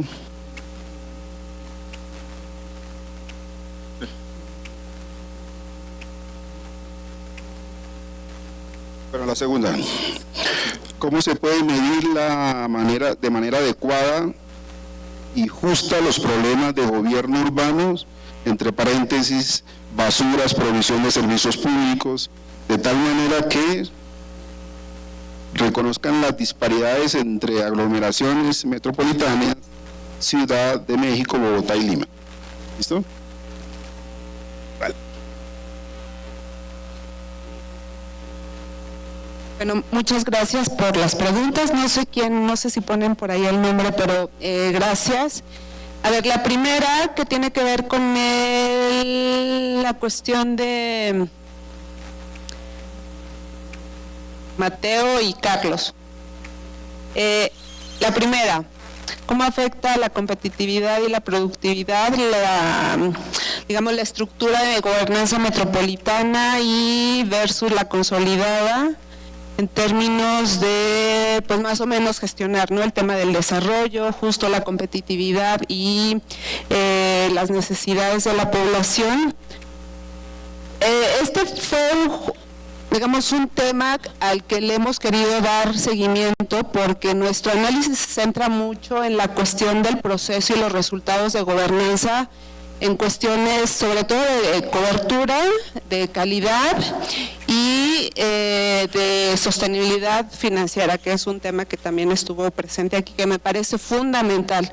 Mientras no se resuelvan esos temas de sostenibilidad financiera y coordinación, se van a seguir teniendo estos sistemas fragmentados, que fue el caso de la Ciudad de México, y que lo que se plantea en esta discusión de la relación de la provisión de servicios públicos y la competitividad y la productividad, evidentemente que tiene efectos negativos, y es lo que encontramos en Ciudad de México.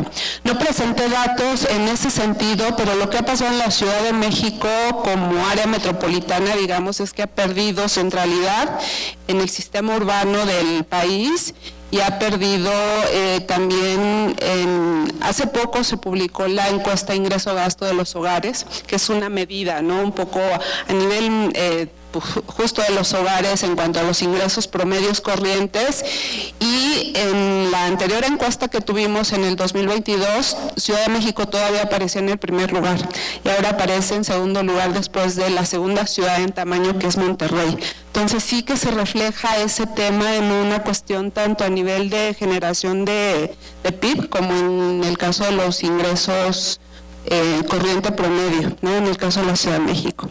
Y curiosamente, yo lo que planteaba hace un rato es que Bogotá, de los tres casos que tuvimos, fue el más exitoso, aunque no lo crean los colombianos, pero comparativamente creo que está mejor posicionado, al menos en ese tema, ¿no? Como la cuestión de la provisión de servicios, posicionaba a Bogotá comparativamente con Lima, con Ciudad de México, y luego extendimos el análisis con Santiago de Chile y con Buenos Aires en una posición relativamente mejor, y que en teoría debería traducirse también en una mejor competitividad y en una mejor productividad.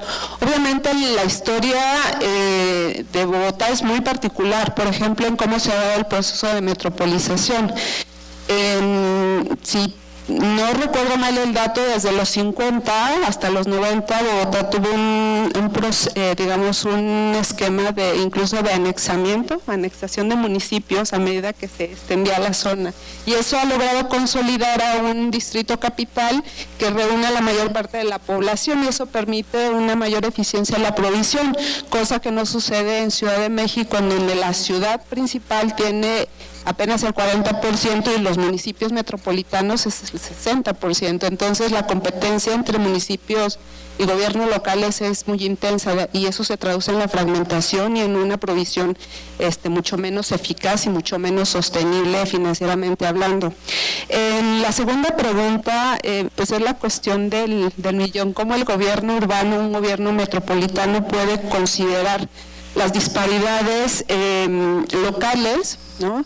Y eso en las tres ciudades también, y eso se ve también en la cuestión de la fragmentación. En Ciudad de México tenemos alrededor de 76 gobiernos locales que son muy dispares. De hecho hicimos un ejercicio más o menos similar al que hicieron con respecto a la cuestión fiscal local, con indicadores de dependencia, transferencias, por ejemplo, autonomía financiera en términos de la recaudación de ingresos propios, y es muy interesante ver esa heterogeneidad, esa fragmentación tremenda en cuanto a las capacidades de generación de ingresos. Por un lado, al menos en México es una heterogeneidad impresionante, no sé acá cómo está el tema, y en el caso de la deuda, que ahí también depende mucho la capacidad que tienen de endeudarse con entes internacionales, que sí los hace más vulnerables, pero también a su vez los hace tener más capacidades de financiamiento de proyectos, sobre todo de proyectos de infraestructura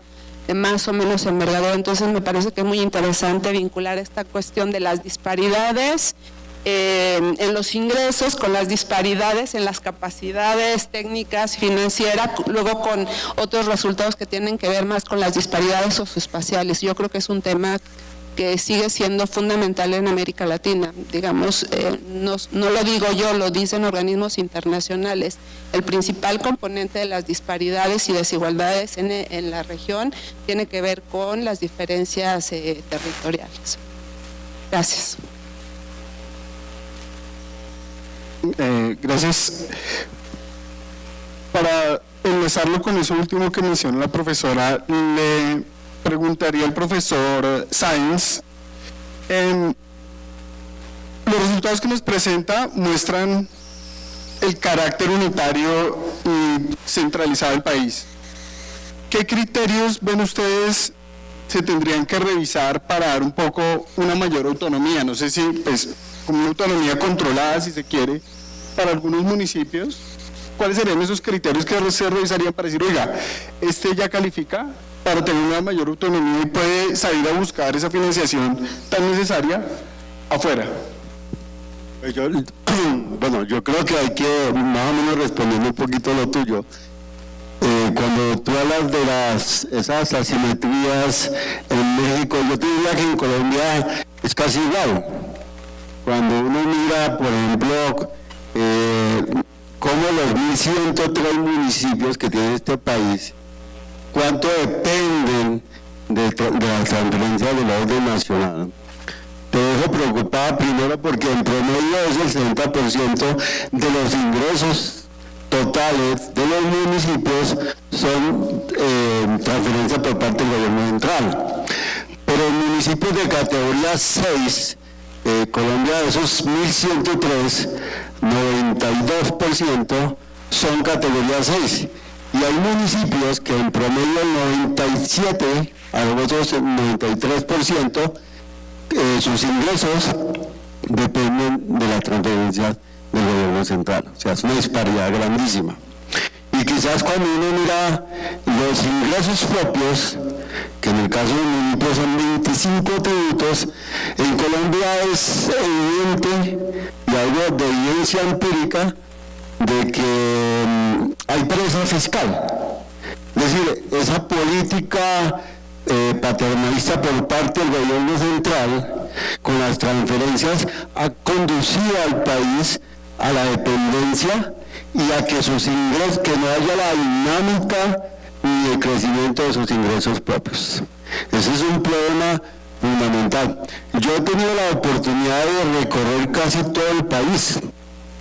Me he reunido con concejales y todos los demás y he llegado a los últimos rincones. Y pues por eso a mí me preocupa hablar de urbano, cuando yo veo este país tiene unas grandes asimetrías, una gran pobreza, una desigualdad impresionante en todos los aspectos. En el caso del análisis que ustedes hicieron del Gini, también del indicador de pobreza multidimensional, lo enfocan estrictamente a Bogotá y estoy de acuerdo con los resultados. Obviamente había que mirar cómo uno distribuye eso desde el punto de vista, porque la forma de distribuir es a través del gasto público, pero a través de los impuestos, con políticas, con impuestos progresivos y todo lo demás. Pero Bogotá es diferente frente a los 32 departamentos si consideramos a Bogotá un departamento. Si eso lo hiciéramos a nivel municipal, yo creo que tendríamos completamente resultados diferentes. Ahora, respondiendo ya a su pregunta, la ley, el proyecto de ley que ya está construido y se está socializando, donde tienen 209 artículos y pues obviamente todos ligados a la transformación del SGP, crea unas nuevas, digamos, lógicas para hacer ese tipo de repartición del SGP, y hay dos cosas que me llaman la atención, que son los atributos y las potencialidades. Son los dos, digamos, instrumentos con los que van a modificar y ajustar el SGP. Ahora, cuando uno mira, digamos, el estudio, el que yo presenté, pues usted se da cuenta que yo lo hice a nivel de departamentos, vinculé a Bogotá como otro departamento, y pues lo positivo, no sé si es positivo o negativo, lo pueden mirar, es que en la medida que se manejen las tasas de interés internas, pues el impacto no va a ser tan amplio, porque lo que muestra el estudio es que los departamentos, su deuda está principalmente es deuda comercial. Ahora, ¿cuáles son los lineamientos que le permite, digamos, que esos municipios que tienen deuda cero, ¿sí? Y que obviamente la financiación para todos estos proyectos, porque todo esto va a buscar proyectos que aumenten la inversión en todos los aspectos, para mirar todo lo que es la recuperación del medio ambiente, la conservación de la calidad ambiental y todo este tipo de desarrollo urbano, la disminución de la desigualdad. Pues yo creo que hay instrumentos que toca cambiar desde el orden, digamos, nacional, pero que obviamente debería haber mucho más autonomía a nivel municipal bajo ciertos criterios. Tampoco hay que desenredar y darle digamos, una responsabilidad y también darle, digamos, una apertura grande para que los municipios, sobre todo los pequeños, se endeuden de esa manera. Las limitaciones son sus finanzas públicas. Para eso existe un índice de desempeño fiscal, el que mide hasta qué punto es. Para eso hay unos indicadores financieros, como holgura financiera, como la misma ley 617 del 2000, que le permite decir, bueno, hasta este punto usted puede manejar sus finanzas. Si en algún momento se pasa eso, pues obviamente ya no tiene derecho a financiarse. Entonces yo creo que existen las dos. Hay que darle más autonomía para el financiamiento, respetando ciertos parámetros del punto de vista fiscal, ¿cierto? Pero que también les cree un límite. El límite a nivel territorial es la 617 del 2000. Pero, bueno, obviamente no tienen lo mismo que el orden nacional, que el orden nacional dijo, bueno, como el gobierno actual dijo, como no nos dejan, entonces quitemos esa ley, aprovechemos la 2155, gastemos, cumplamos con nuestro objetivo. Entonces, eso es irresponsabilidad también, porque pone en jaque las finanzas públicas y de paso genera incredibilidad, riesgo en materia de manejo macroeconómico. Obviamente el resultado es lo que estamos viendo, un manejo de la deuda externa con una estrategia que yo he venido llamando la atención en algunos artículos, que es peligrosa, que es riesgosa, y que si no salen bien las cosas, al final de diciembre no vamos a tener ni para pagar los empleados del orden nacional. Gracias, profe. El compañero Andrés Hernández pregunta al profesor David, ¿qué beneficios o incentivos arrojaron como resultado de la aplicación de la gran encuesta empresarial en materia de economía popular? ¿Se puede resolver la informalidad bogotana? ¿Estoy bien? ¿Sí?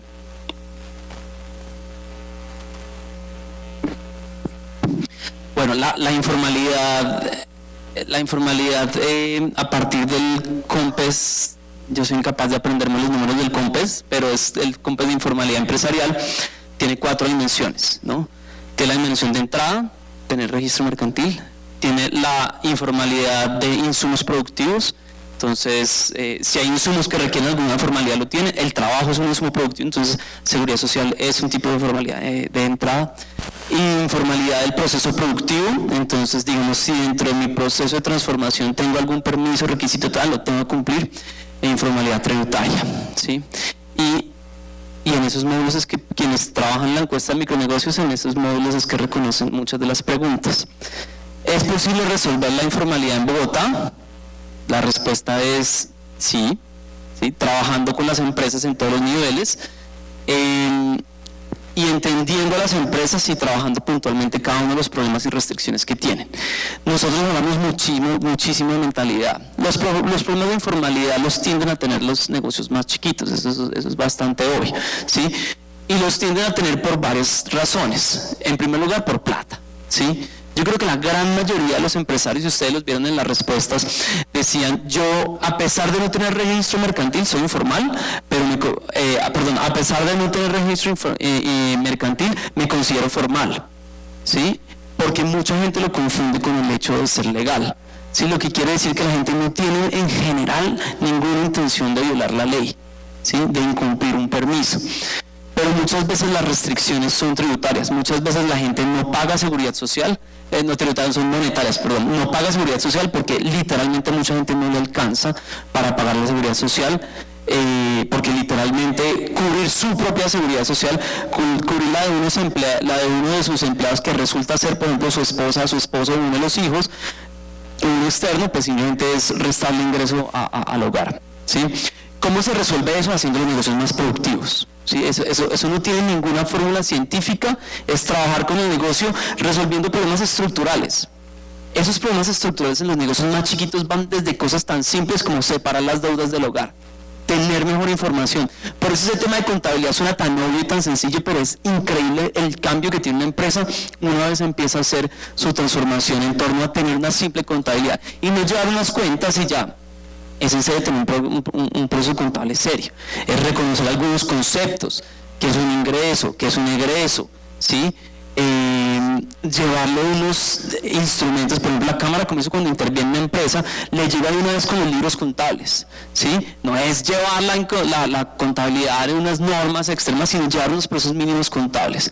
Entonces, en la medida en la que las empresas empiezan a organizarse, a tener educación financiera, ¿sí? Educación financiera no es solamente aprender a pedir un crédito, educación financiera es aprender a llevar sus finanzas de manera responsable, como empresa, como persona, como familia, ¿sí? Porque a veces el límite entre esos es bastante difuso. Entonces, eso es un trabajo que no tiene fórmula mágica, es entendiendo las empresas, y eso es haciendo unos diagnósticos claros para hacerles unas transformaciones muy puntuales hacia lo que necesitan las empresas, ¿sí? Y de alguna manera ir resolviendo esos problemas, desde la formalidad de entrada, de los insumos productivos, obviamente la formalidad relacionada con seguridad social es de las más importantes porque además tiene un elemento social y de sostenibilidad fiscal de largo plazo, ¿sí? Luego los temas productivos y lo tributario, ¿sí? Yo creo que incluso en ese orden, y por eso está escrito en ese orden, tienden las empresas a cumplirlo más. No hay muchas fórmulas mágicas más que entender las empresas, fortalecerlas y ir ayudándolas a que cumplan esos estándares. Obviamente es ideal pensar que no va a haber informalidad, pero al final del día así es que se trabaja con las empresas para resolver sus problemas relacionados con formalidad. Me aplaudieron y tomo mi respuesta. No, es que, bueno, cuando estaba en el DNP, nos retiramos hace como un año del DNP, estuvimos trabajando el tema de economía popular y en la escuela superior también trabajamos ese tema. Hay una encuesta que estaba pendiente por parte del DANE, en la cual yo tuve la oportunidad de participar, digamos, en la preparación. Pero algo que me preocupó en ese entonces, y no definimos, y usted presentó una definición sobre economía popular. Entonces, la pregunta mía, digamos, un poquito, no tanto pregunta, es como reflexión, es cómo ustedes articularon, digamos, aquí la Cámara de Comercio con lo que el DANE hizo, con ese censo económico que hizo el DANE, cómo articularon y si esa definición que usted está presentando de economía popular está articulado a lo que el DANE hizo también. Porque ahora cuando uno va a todos estos municipios metiendo en todo lo urbano, si uno dice que economía popular son todas esas sumatorias de economías cooperativas, economías solidarias y todo ese tipo de cosas, uno en esos municipios encuentra que la economía popular llega a ser el 97% de su actividad económica, ¿sí? Entonces bajo ese enfoque, ahora sí está bien que creemos educativa una educación financiera, pero quizás digamos que eso es base y fundamental para crecer. Pues yo creo que detrás de todo, para salir de ese 57% que tiene el país, el motor para salir es el crecimiento, el desarrollo, el crecimiento de lo que nosotros conocemos como el Producto Interno Bruto, pero con igualdad, no con concentración. Entonces yo dejo eso, no sé. Sí, hay una cosa bien particular, y Eduardo, que ha sido director de INPE y demás lo sabe, que levantó, pues ambos fuimos director de INPE y sabemos que cuando se construye el PIB, cuando Cuentas Nacionales construye el PIB, lo hace con las encuestas económicas, ¿sí? Yo ya, seguramente Eduardo fue mucho más tiempo que yo, entonces se acuerda los límites, pero la economía popular es un paso muy importante que no entra en el cálculo de la síntesis de las cuentas nacionales porque no entra en la cuenta de la encuesta de comercio, la encuesta de servicios y la industrial y los alojamientos y bueno, en fin. ¿Sí? Entonces esos entran en la producción de otras maneras. Es cierto, digamos, que la forma de hacer crecer la economía es creciendo el PIB, la producción y todo ese tipo de cosas y con equidad. Y es justamente eso el valor de trabajar con la economía popular, ¿sí? Y se trabaja de manera muy diferente a la que se trabaja con las grandes empresas. La Cámara tiene un análisis sobre mentalidad y yo insisto en esto un montón porque cuando uno hacia los negocios encuentra 3 segmentos muy definidos. En cuenta el segmento que nosotros llamamos economía popular, que nosotros llamamos subsistencia, porque la discusión de economía popular no es nueva, lo que pasa es que el nombre y el título va cambiando un montón, pero la definición es muy parecida. Luego vienen los de excelencia operacional, que son los negocios que ya se mantienen, que tienen varios establecimientos, que buscan crecer, hasta exportan, y vienen los innovadores. y con los tres se trabaja de una manera muy diferente, ¿sí? Entonces, lo que tú dices es muy cierto. Yo diría ni siquiera en la economía rural, es que lo decían las cifras. En Bogotá, que es una ciudad, tal vez una de las ciudades más productivas, más sofisticadas de Latinoamérica, el 77% es economía popular. O sea, esa misma tienda que uno encuentra en el negocio, en la ciudad, que en el municipio que está a 3 horas de Bogotá, lo encuentra en Ciudad Bolívar, igualito. ¿Sí?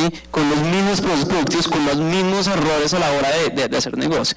Entonces, a la hora de uno pensar cómo trabajar sus negocios, otra vez, no hay fórmulas mágicas, digamos, no es con una cosa que no esté descubierta, es identificando al negocio las necesidades que tienen, ¿sí? Puntuales, no hacerlo perder tiempo en capacitaciones que no necesita, ¿sí? Y llevarlo hacia donde su mentalidad lo lleva. Y ojo, no es que mentalidad de pobre ni rico, no. Hay personas que tienen la mentalidad, yo quiero mantener mi negocio para que me dé plata para la educación de mis chinos. A mí no me haga exportar, a mí no me haga abrir otro negocio, a mí respeten mis decisiones individuales. No hacerlo, que es uno de los principales motivos por los cuales las empresas se bajan de los procesos de fortalecimiento, porque les ponen unos procesos tan sofisticados que dicen, esto no es para mí. ¿Sí? Y frente a sí, nuestras definiciones tienen que ver con las definiciones del DANE.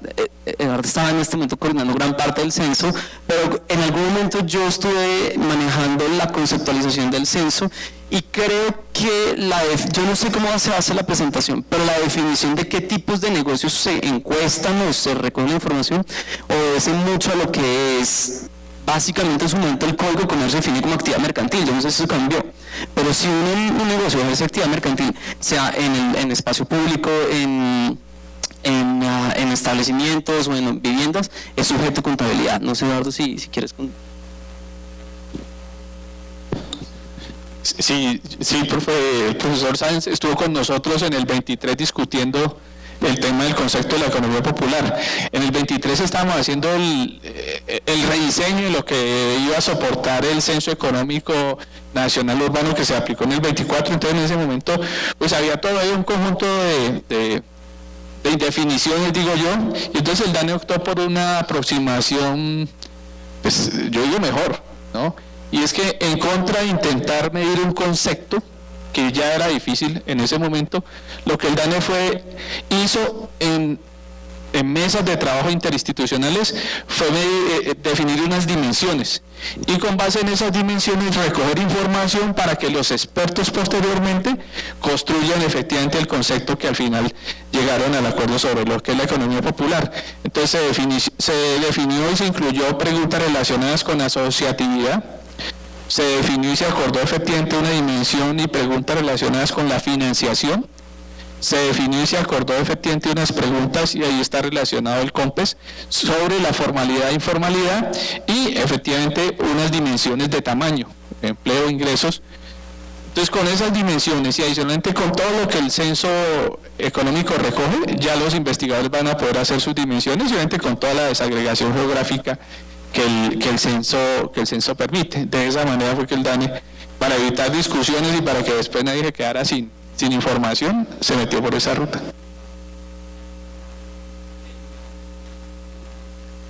Nosotros atendemos los negocios, o sea, nosotros nos enfrentamos a ellos todos los días, ¿sí?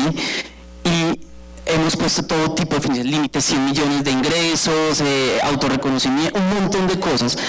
Y la mayor conclusión que yo entiendo de esa definición es que es una definición extremadamente difusa. O sea, yo pongo un límite y tengo gente que dice, yo no soy economía popular, no entiendo por qué me toca recibir su oferta de economía popular, ¿sí? Y gente que tiene unos negocios más sofisticados que dice, yo soy economía popular porque yo vengo de esto, porque mi papá me enseñó a hacer arepas, pero pues yo qué culpa que ya tengo 5 establecimientos, pero usted, o sea, yo soy economía popular y me gusta que me llamen economía popular. Entonces, al final del día yo estoy de acuerdo con esa visión, y recojamos la información y a partir de esa información hagan las dimensiones. Pero el término economía popular recoge una discusión que viene desde hace muchos años. Lo que pasa es que la semántica cambia en función, y digamos, no quiero politizar, pero al final del día cambian los gobiernos, cambia la semántica, no solamente nacional, distritales, de las cámaras de comercio y demás, eso pasa. Gracias. Para cerrar, y a propósito de la discusión sobre tejido productivo y las discusiones que nos planteaba el profesor Cetré, Yo estoy de acuerdo con una de las conclusiones, y es que pareciera que los estándares o las nuevas políticas y posiciones de la Unión Europea nos ponen una suerte de neocolonialismo verde, ¿no? Una suerte de políticas buenas disfrazadas, vienen como con trampita. Pensaba yo en la metáfora clara, ahora que ya sabemos correr y hasta tenemos unos buenos zapatos, nos empiezan a inclinar la pista y nos empiezan a mover la meta. Quería preguntarle entonces sobre su otra conclusión, y es ese plan global europeo para apoyar y direccionar esa innovación hacia la posibilidad de poder entrar y romper esas barreras de entrada a esos mercados que serán cada vez más exigentes. Gracias, profe.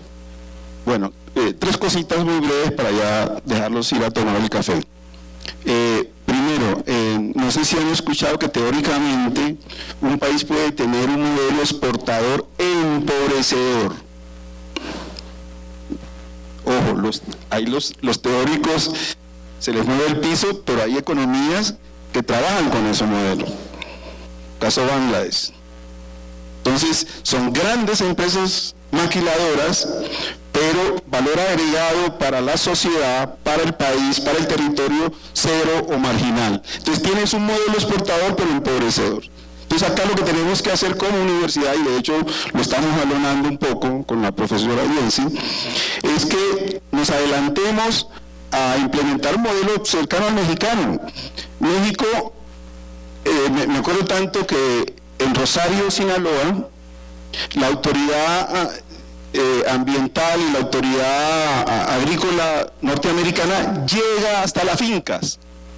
Pongan atención, las fincas de mango, exportadores de mango, revisan todo lo que tienen que revisar en términos técnicos y sellan el camión que va a Los Ángeles, va a San Francisco, ya ese camión es abierto en frontera, que fue uno de los grandes aportes del TLC.